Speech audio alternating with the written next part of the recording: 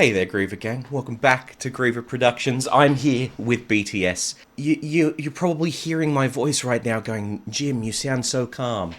Yeah. So, I just recorded a video listening to some really bad audition videos, and I gotta say, some of what I heard is some of the worst stuff that I've ever heard.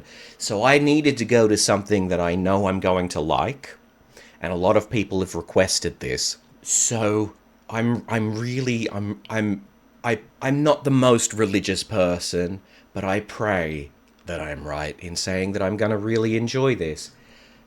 A few hundred or thousand people can't be wrong, can they? So, before we begin, please do leave a like on the video, it really does help. If you have not subscribed, I'd highly appreciate it if you did so, and without any further ado, let's have a listen to BTS singing I'll Be Missing You. BBC Radio 1. Straight away I like this. I love seeing the band.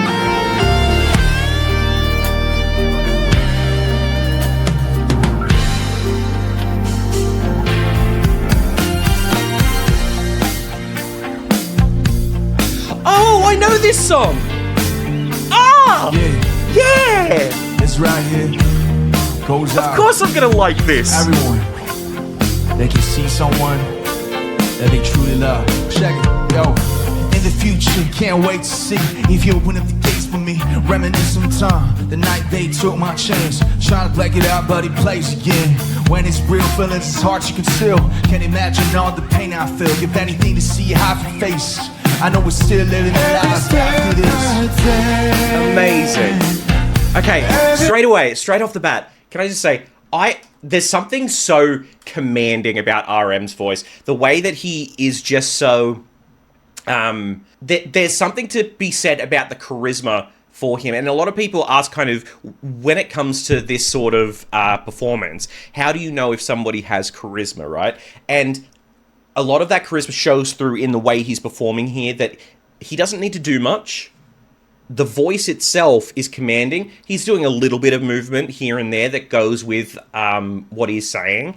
And yet you're kind of already immediately hooked on it. Now, this is something that's quite interesting when it comes to, especially with covers, right? Is when an original song comes out, it 9 times out of 10, not all the time, but 9 times out of 10, it's written for the person that's performing it in some way, shape, or form. And their voices, they know that they can handle it, and they kind of go through a process of going, hey, let's open up this particular way.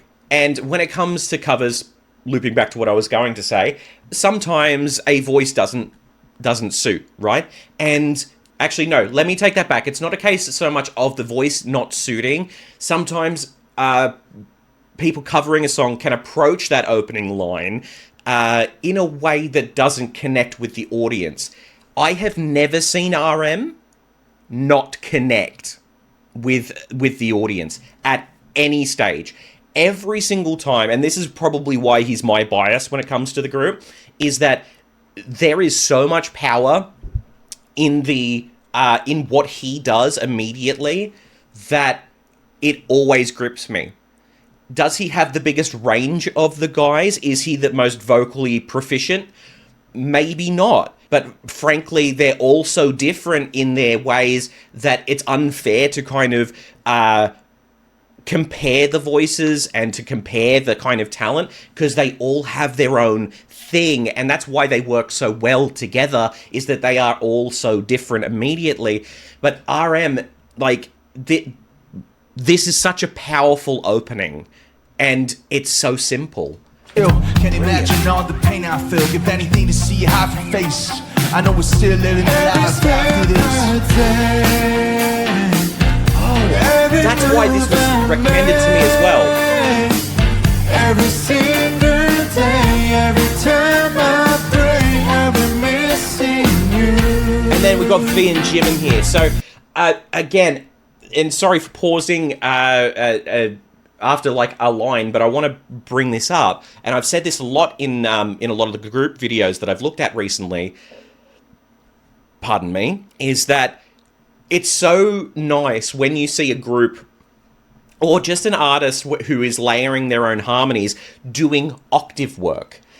And you've got Jimin in the higher octave, you've got V in the lower octave, and octaves are technically considered a harmony, but a lot of people don't think of them as one. A lot of people think of the third above. So what I'll do, I'll go back here and I'll sing what the third above would be, and that's what a lot of people think a harmony is. Give me a sec here.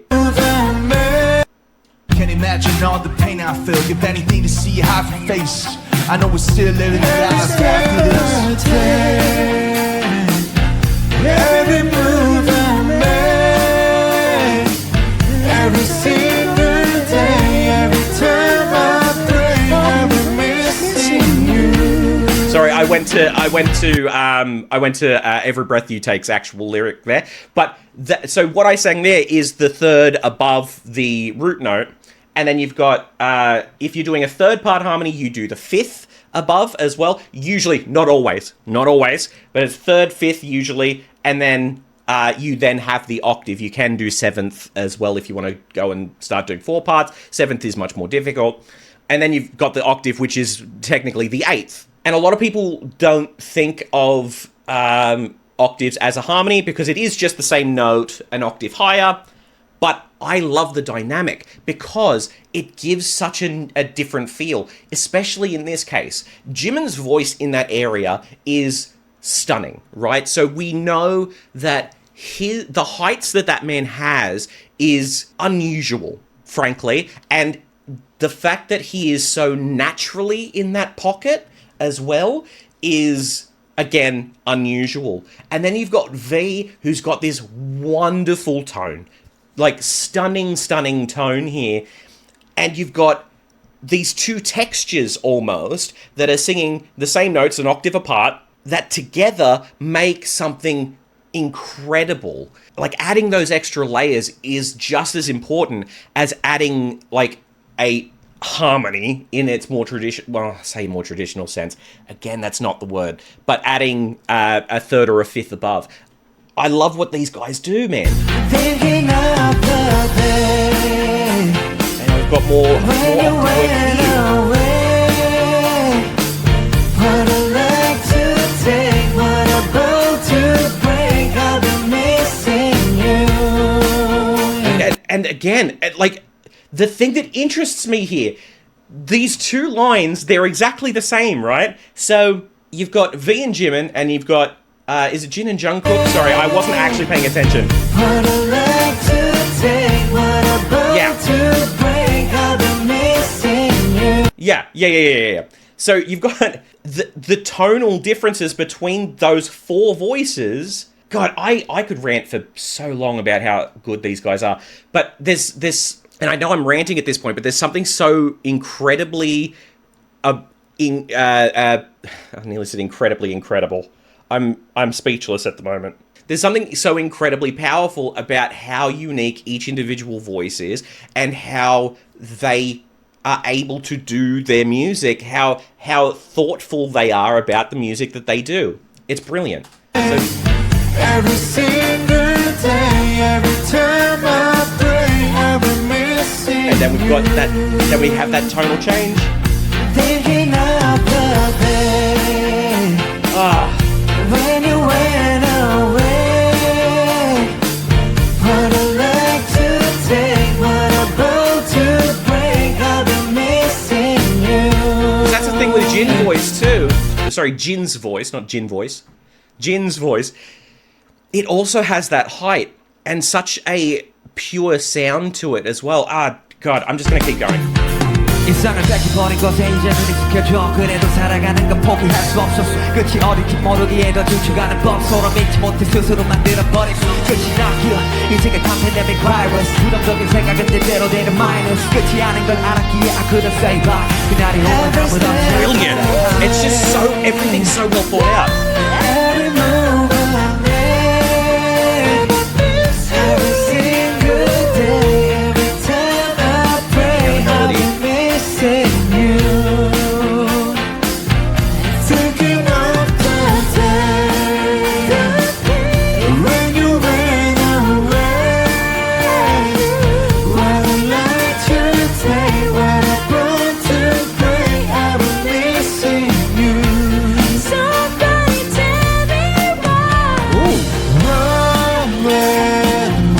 reason that I loved that, and I want to point that out, the ease in which he got that note there. Hang on.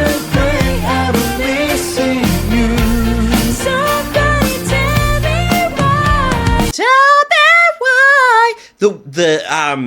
It still baffles me with both Jin and Jimin, right? The ease in which they can fall into that part of the voice, it's brilliantly done.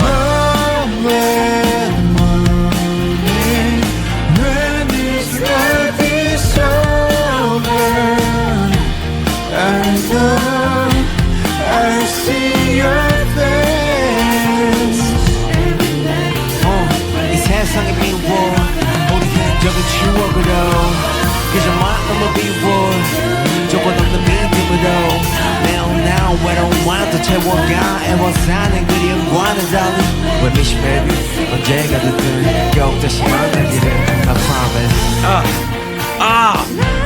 I'll talk about that later.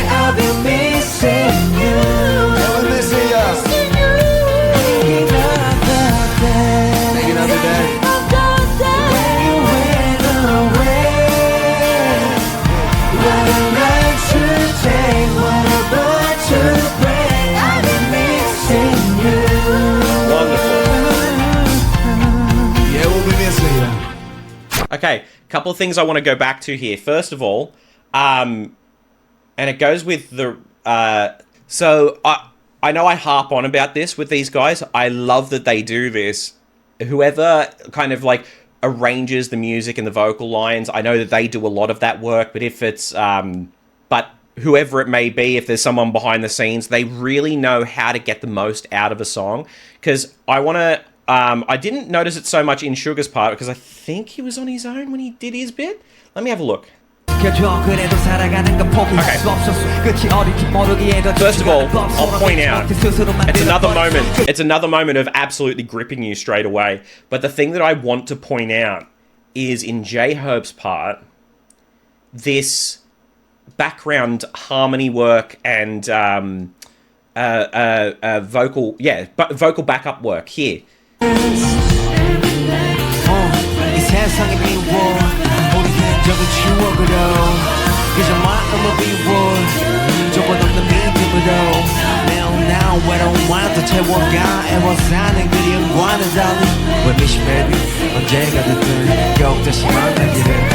It is so complimentary to J-Hope here.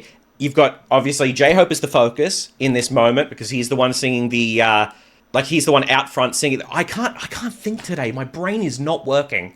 He's out front doing the main line, right? And then you've got the kind of backing vocal at the back there. But especially in a live performance, the thing that is so impressive is that it is not overpowering. The main crux of what you're supposed to be hearing is what is coming through. Is it possible that this was recorded and then remixed later? Yes. There is a way that it can be done. So if we were to be there physically when this was being recorded, is it entirely possible that it could sound different? Yeah, absolutely. And the reason is, and the reason that I say this, and the reason that I want to bring this up, is what can happen when you're recording. If you can record multiple tracks at once, what happens is you get something that looks like, well, this. I'm gonna put up a little photo of something that that either I have done or something I can find up online. And what it is each of the individual tracks are a single voice, a single instrument, or something along those lines. So what you would have are 7 lines, 1 for each of the guys, and then you would have 1 for each of the instruments behind them, and then it is possible Not saying that they did do this. It is possible to then take that recording later and then individually remix those lines in order to get a more studio performance type style out of it. Is that what's happened here? I don't know. Is it possibly what's happened here? Maybe. If it's not, whoever was doing the sound, oh my god, you are on the ball. And that's entirely possible. There are some great sound people out there that will know how to do that sort of thing. But it is wonderful, wonderful to see how good these guys are with all of that. Now, something else I want to point out here is something that V does, which I thought was very interesting.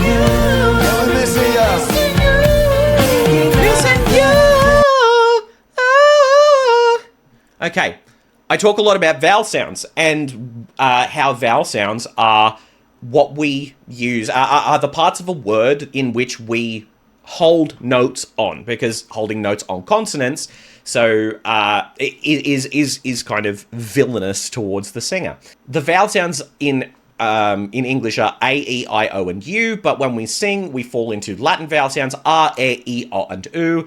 And what we can tend to do as singers, if one particular vowel sound doesn't work for us, is that we can change it in order to make it easier for us to sing. Something that's interesting is the word U clearly has an U vowel in it. U!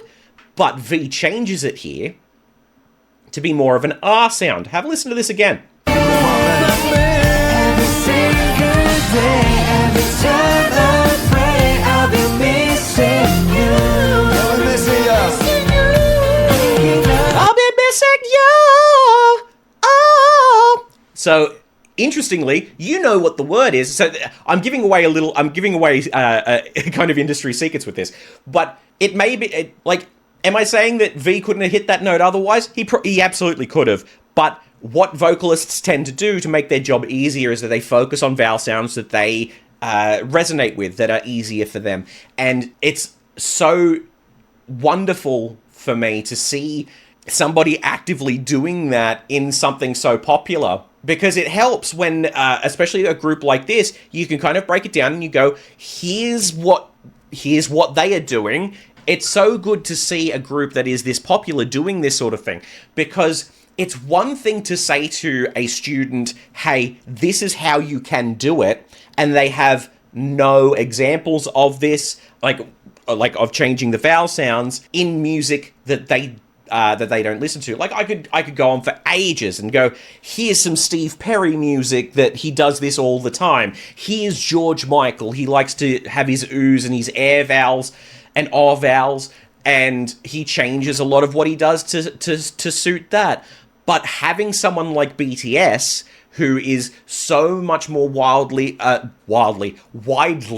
accessible and popular to the masses these days, is great for somebody like me who can go, here's BTS doing exactly what I'm telling you happens. Because a lot of people will be reluctant to change it, because when you're going through and you're talking about this sort of thing, you can obviously hear quite a difference. If I sing the word you with the oo vowel, you're hearing it there. But now that I've pointed out that he uses an r vowel, yo, technically, when you're singing it, you go, that sounds completely different.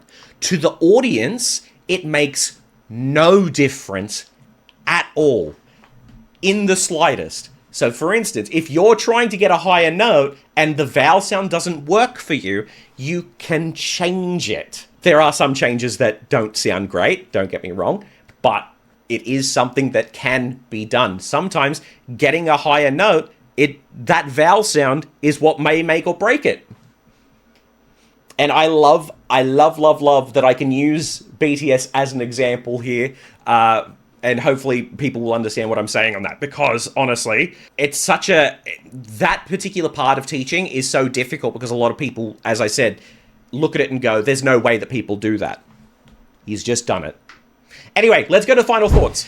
Okay, fantastic. Look, I know that was a long one. I wanted to really pull apart some certain things that I was hearing. I hope you guys enjoyed that. I know that a lot of people get annoyed with how often I pull things apart and and pause in the songs, and a lot of people think that I'm not really enjoying the songs, but that's what this channel is about. This channel is about giving the information that that I'm hearing as a vocal coach. Just reacting to a song and saying, oh, this is awesome, is one thing, but that's not the purpose. The purpose is to say, hey, this is what they're doing, this is what I like, this is what I don't like in some circumstances, not in this. I think this was great. But what we have here is a textbook example, actually, of how to handle a cover, especially when it comes to a group setting. They had everything that I look for.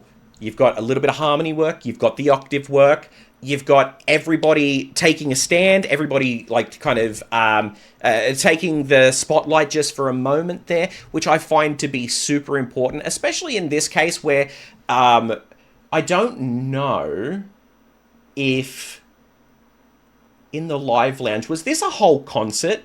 Because different scenario if a group is doing a whole concert of songs versus one song. Because one song tends to be a little bit more restrictive in the sense that you can't give everybody their sort of time in the spotlight, and some people tend to lose out, but they've done a phenomenal job here. This is one of those songs that is perfect for the one song, like a group going out on camera or on stage and doing one song. Very much like how when they did Fix You was an incredible example of that.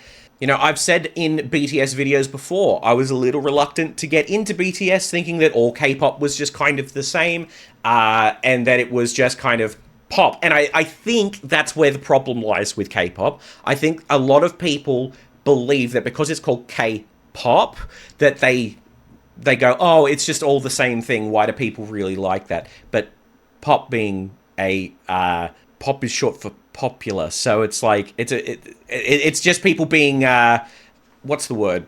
Oh, contrarian, because they look at it and go, oh no, pop music's overrated. And in K-pop, there's something for everybody. I'm learning that it's not a genre, it's an industry. And I think the more people start to think of it that way, I think it's going to be more accessible and more accepted by the people that tend to be like, no, I don't want to watch it. Because again, I was reluctant to do so. I thought it was just going to be, you know, sort of bubblegum pop stuff. I thought we were just going through a 90s resurgence, and we don't need to go back over the 90s. The 90s were a great time.